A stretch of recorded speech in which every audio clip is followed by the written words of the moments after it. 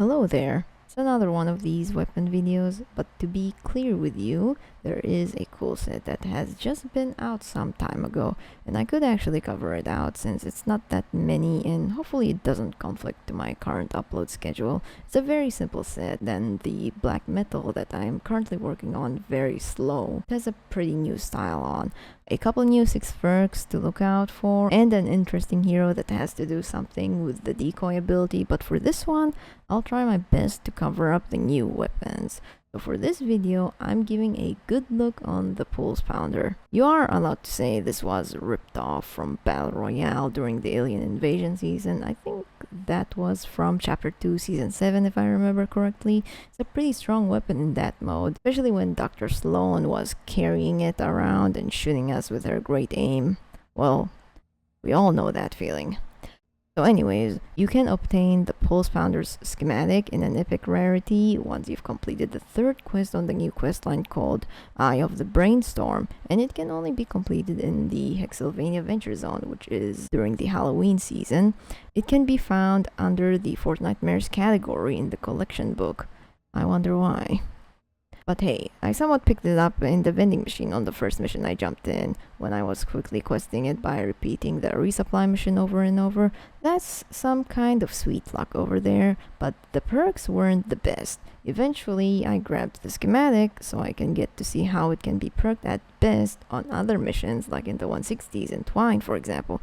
So to start things off, we'll have to see how it works, what are the available perks we can have, and perhaps a loadout that would have this weapon to perform well. The Pulse Pounder is an auto assault rifle that is locked to energy element, which means you cannot reperk it as any other elements. About the same as the sci-fi weapons that are also locked to energy, you can rapidly shoot with it when you just aimlessly shoot, or at least hip firing certain targets. But when you aim down sights, it slows down the fire rate of the weapon.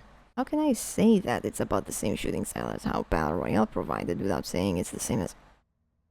Okay, never mind that. So, presumably, it is not the best AR in terms of damage, but what makes this weapon interesting along with the rest of the other weapons of its set is their unique 6 perks.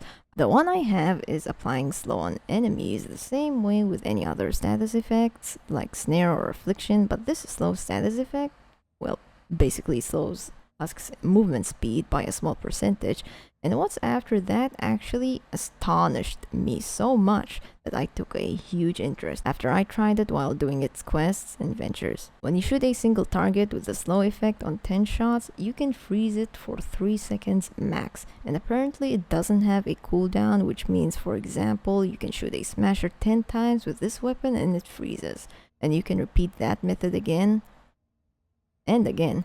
It really blows me the fact that I've been using the Sub-Zero Zenith loadout with a Xenon bow that has double crit rating with the Affliction perk just to freeze big targets, and now that they converted that whole loadout set into one craftable weapon, it is crazy enough to say you can nearly use any loadout you want as long as you are carrying this weapon around freezing stuff. And so to speak, we can most likely look over its perks and how well they'll do in certain loadouts.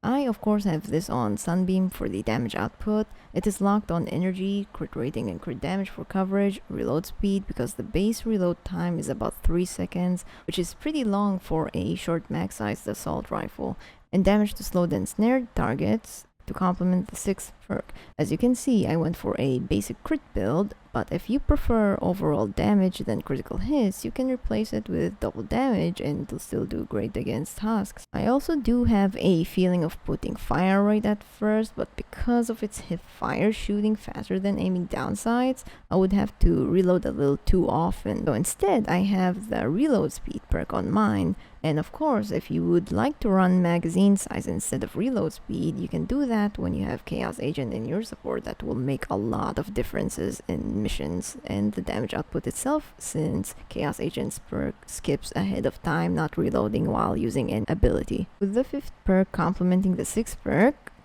you can also have other 6th perk that can also have another purpose. Sadly, the damage to afflicted perk won't do that much of use because this weapon doesn't have the affliction 6 perk.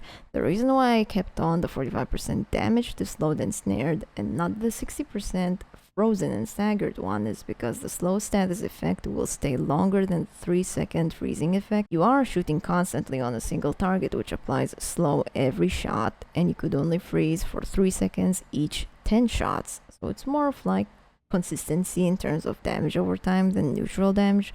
So my personal preference suggests 45% instead of the 60%. For the other two 6 perks, the first one is when you shoot a target, you will absorb the 3% of the damage you dealt towards the husk and gain shields for a certain amount of time. It's funny that there's no cooldown to it too, which there is a certain hero like Extraterrestrial Rio would benefit this so much that you need to keep your shields up for a great amount of energy damage against elemental husks. For an auto assault rifle like this, they will not stand a chance. And for the second 6 perk is when an enemy is at 15% health points or lower, your next shot will kill it instantly. That is an insane 6 perk if you're going to target the big miss monsters with it. Take it for smashers as an example. If you've dealt enough damage against them with your traps or other stronger weapons and swapped this weapon with this 6 perk, those smashers are already done for. That 6 perk, in my opinion, would work best for damage against miss monsters and bosses perk. And I'd give credit to any of you if you are considering to have the 4th perk with headshot damage. You do shoot slow while aiming down sights with the Pulse Pounder. You can deal quite a decent damage if you're willing to off the husk's heads, which makes this weapon really fun to build and being too overpowered, or should I say a new meta that somehow ruled over the Zenith loadout. And that brings us to what loadout we could use to maximize its potential. Alright, this is only what I've used so far, and just as how I prefer to what loadout I'd use in a mission for assault rifles, you may build your own loadout however you want. I will not stop you. I have not tried the shields one yet, but since I can currently get 1 copy out of a questline and not spend core reperks or vouchers, I'm only able to manage building a simple Blast from the Past AR loadout as of now. I would love to try out the shields one some other day.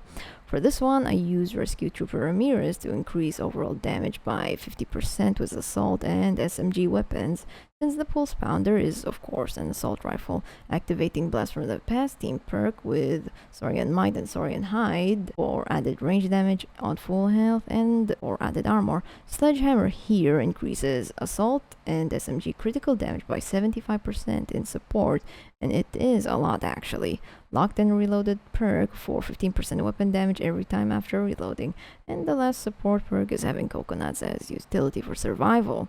A very simple assault rifle build if you ask me. I'm sure you have it perked differently, like maybe having first shot Rio somewhere in the support team, or swapping out Sledgehammer with Rescue Trooper for higher critical damage, and many other ways. The Pulse Pounder is a very fun weapon to use, and I enjoyed it whether I use this loadout or not. I guess that should be it for the new Pulse Pounder weapon. There are some weapons of the same set that I am interested in looking up for, especially that 3rd rail I found in Ventures earlier. That sniper is actually my favorite gun to use even in Battle Royale. Very strong and accurate single target sniper that can possibly beat out the lagging infestation sniper called the Obliterator. So perking it the way I'd like in Save the World would make my day. If you have anything in mind about this weapon, feel free to share in the comments. I'm all ears. I'll see you guys in the next one. Take care of yourself and love yourself.